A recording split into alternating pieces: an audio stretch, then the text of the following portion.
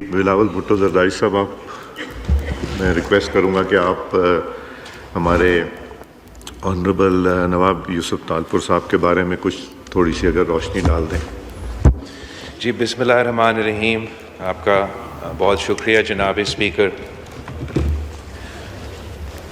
نواب یوسف تالپور صاحب Pakistan Peoples party کی ضرور ہمارا M&A تھا، مگر ہمارا جو تعلق نواب صاحب کے ساتھ تھا وہ صرف سیاسی نہیں تھا، ہمارا خاندانی تعلق تھا اور 3 نسلوں کا تعلق تھا جناب اسپیکر۔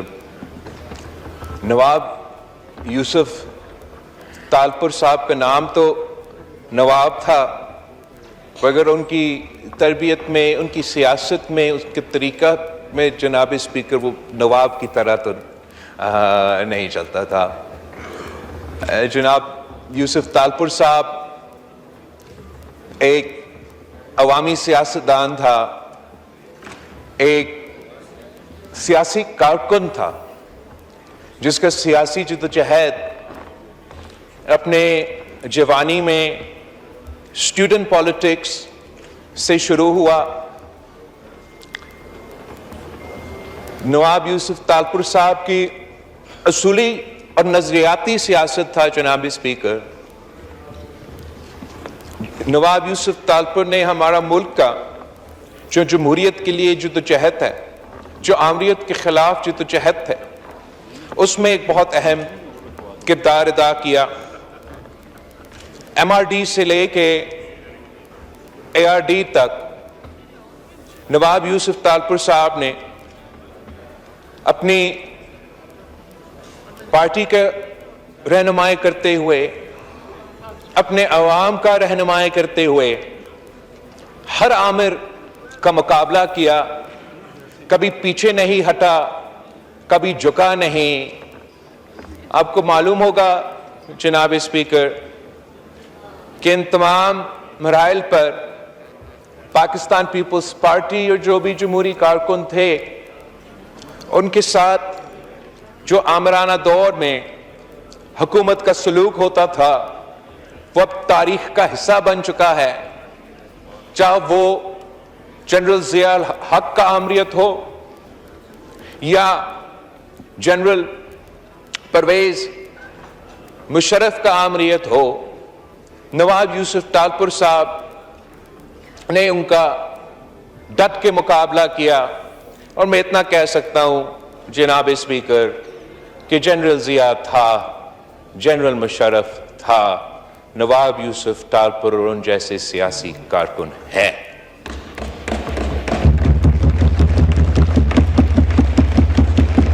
ضرور ہم آج یہاں نیشنل اسمبلی میں وہ خود موجود تو نہیں ہوگا، مگر میں نے سیکھا ہے نواب یوسف تالپور صاحب سے جناب اسپیکر، میرا سیاسی جماعت کے کارکن نے نواب یوسف تالپور صاحب سے سیکھا ہے کہ کس طریقے سے اب سیاست اصولوں کے لیے کرتے ہیں، سیاست نظریہ کے لیے کرتے ہیں، اور سیاست ایک مقصد کے لیے کرتے ہیں جناب اسپیکر۔